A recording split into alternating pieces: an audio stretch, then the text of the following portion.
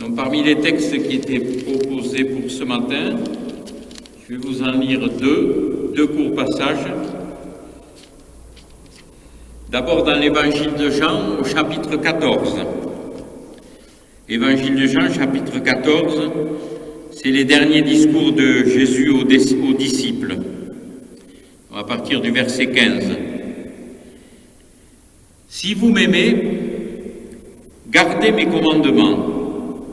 Et moi je prierai le Père, et il vous donnera un autre consolateur, afin qu'il demeure éternellement avec vous, l'Esprit de vérité que le monde ne peut recevoir, parce qu'il ne le voit point et ne le connaît point.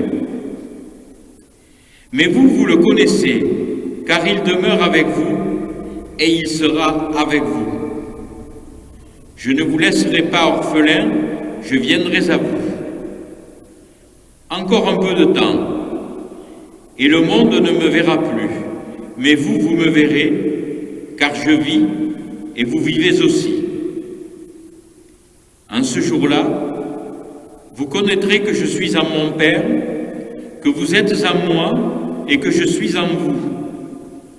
Celui qui a mes commandements et qui les garde, c'est celui qui m'aime. Et celui qui m'aime sera aimé de mon Père, je l'aimerai et je me ferai connaître à lui. Ensuite, un deuxième texte, un deuxième passage, dans la première épître de Pierre, au chapitre 3, les versets 15 à 18.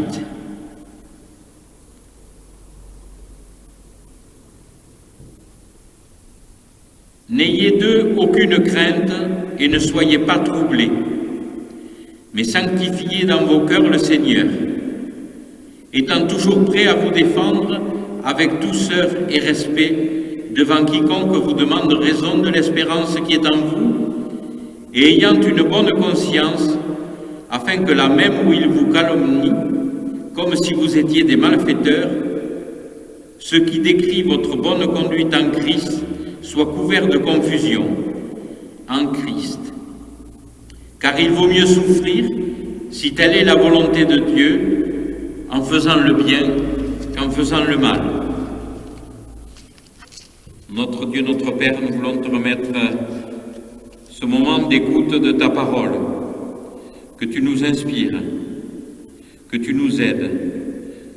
Toi, la lumière sur nos chemins, éclaire notre voie, apprends-nous le discernement et sois avec nous. Amen.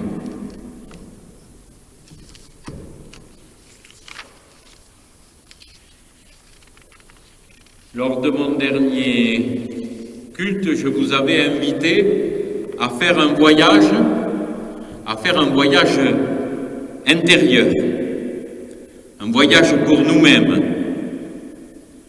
à savoir apprendre à ancrer notre foi et notre espérance, à apprendre à regarder autour de nous ce qui s'y passe, les rencontres, les informations, vaste programme d'études. Je vous avais dit que tels des sportifs motivés, chevronnés, il convenait de nous échauffer correctement avant d'attaquer les épreuves ou les compétitions. Aujourd'hui, c'est un autre voyage auquel je vous appelle, et auquel nous appellent les paroles de l'apôtre Pierre. Nous poursuivons notre périple, le voyage intérieur se transforme en voyage extérieur. Une nouvelle épreuve s'ouvre à nous. Serons-nous capables et aurons-nous la volonté de relever le défi ? Bien évidemment, nous le pourrons si nous le voulons, si nous voulons transmettre les enseignements que nous avons reçus. Les disciples, et c'est ce que leur dit Jésus dans ses derniers discours, le feront chacun à leur manière, chacun de leur manière, avec leur cœur, avec leurs idées, avec leurs mots, mais le fond du message transmis reste le même. Rendre compte de l'espérance qui est en chacun d'eux, et pour nous, rendre compte de l'espérance qui est en chacun de nous. Après avoir écouté et entendu, j'espère, ce que nous enseigne la parole de Dieu, nous allons devoir nous mettre au service de celle-ci, pour partager avec le monde, pour partager avec le monde qui nous entoure. Ce ne sera pas chose facile. C'est pour cela qu'il nous est rappelé dans l'épître de Pierre que nous devons le faire avec douceur, crainte et respect. Et dans ce passage, il y a un mot qui m'a un petit peu interpellé. Il est dit toujours prêt à nous défendre. Je m'interroge sur ce mot « défendre », car si nous avons à nous défendre, c'est que nous sommes attaqués. Il faut bien sûr se replacer dans le contexte de l'époque et dans le contexte de ce texte où l'apôtre écrit et prononce ces paroles pour des chrétiens qui sont dispersés, persécutés, maltraités, souvent jugés indésirables, qui sont obligés de fuir leur terre pour échapper aux colibés et aux maltraitances. Alors bien sûr, il faut raison garder. Nous n'en sommes pas, fort heureusement, arrivés à une telle extrémité. Il est bien certain que nous sommes de moins en moins nombreux, que les bancs de nos temples se vident. La foi ne fait plus recette. C'est un constat facile, vous me direz, vous n'avez pas attendu ce matin pour l'entendre. Mais derrière ce constat, que faisons-nous ou que pouvons-nous faire? Je pense qu'il est venu le temps de l'interrogation, le temps de s'interroger sur ce que nous avons à apporter ou ce que nous pourrions apporter au monde.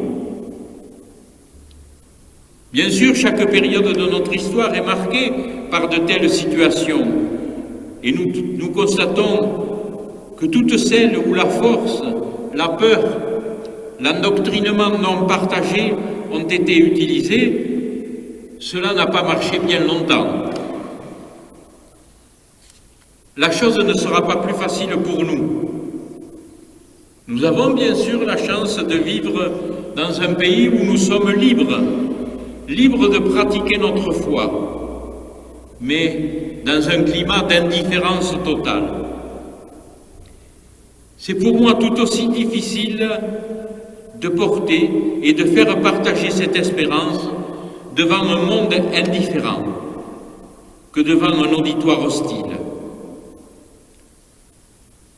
Le silence ou le désintéressement est parfois plus difficile à supporter que les interventions auxquelles nous pouvons répondre, nous défendre. Nous défendre est peut-être un peu fort, car nous ne sommes pas réellement attaqués ou agressés, mais nous passons inaperçus, comme si nous étions des êtres invisibles. On voit bien que notre voyage extérieur ne sera guère plus facile que notre voyage intérieur, car dans de telles situations, le doute et le découragement peuvent s'installer rapidement et nous déstabiliser. Nous vivons aussi au rythme d'une information galopante, où nous pouvons trouver tout et son contraire, la vérité comme le mensonge, la fausse information, la désinformation. Comment faire pour lutter contre cela? Se couper de cette information? Alors c'est se couper du monde, ce qui est contraire à notre mission. Car Jésus nous l'a dit, nous devons être dans le monde pour partager, pour partager cette espérance qui nous est donnée gratuitement. Non, même si nous avons des moments où nous sommes déstabilisés, où notre énergie est sapée, il ne faut pas lâcher prise. Il faut surtout prendre cette parole de Pierre qui nous dit « avec douceur et respect très au sérieux » et nous appliquer à ce que ce message soit transmis et compris et peut-être accepté par les personnes que nous côtoyons. Et pour cela, l'écoute et la bienveillance doivent rester au centre de nos préoccupations. Pour cela, nous pouvons compter sur l'aide de Dieu, car il est notre défenseur et notre appui. Et notre foi est ancrée en Dieu. Alors, nous pourrons avancer sereinement et partager ce message avec douceur et respect. Nos deux voyages ont trouvé leur résolution et nous voyons bien qu'ils sont complémentaires et indissociables. Les deux ne peuvent fonctionner séparément. Si dans notre fort intérieur le message n'est pas clair, alors le message extérieur ne sera pas crédible.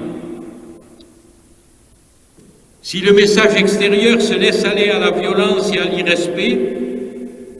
l'irrespect de l'autre, alors nous serons malheureux, car nous ne serons pas en conformité avec notre cœur et avec ce que Dieu exige de nous.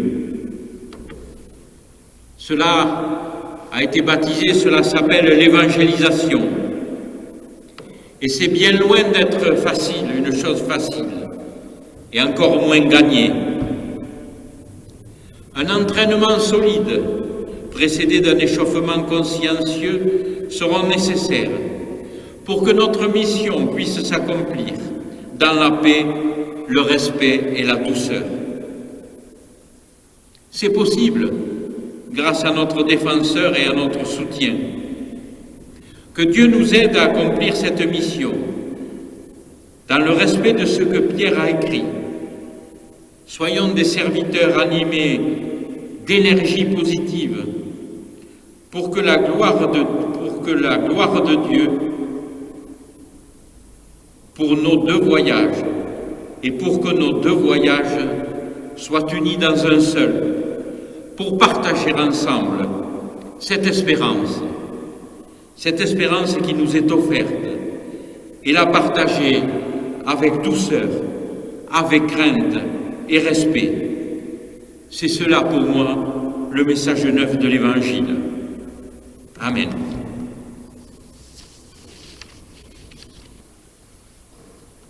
Vous qui êtes choisis, sanctifiés, aimés par Dieu, ayez donc des sentiments de miséricorde. Revêtez-vous de bonté, d'humilité, de douceur, de patience. Supportez-vous les uns les autres, vous pardonnant réciproquement, comme le Seigneur vous a pardonné. Et par-dessus tout, revêtez-vous de l'amour, qui est le lien de la perfection. Et que règne dans vos cœurs la paix du Christ, à laquelle vous avez été appelés en un seul coup. Que l'amour de Jésus-Christ, notre lumière, vous accompagne et vous rende nous-mêmes rayonnants et fraternels. Allez dans la joie du Seigneur ressuscité. Amen.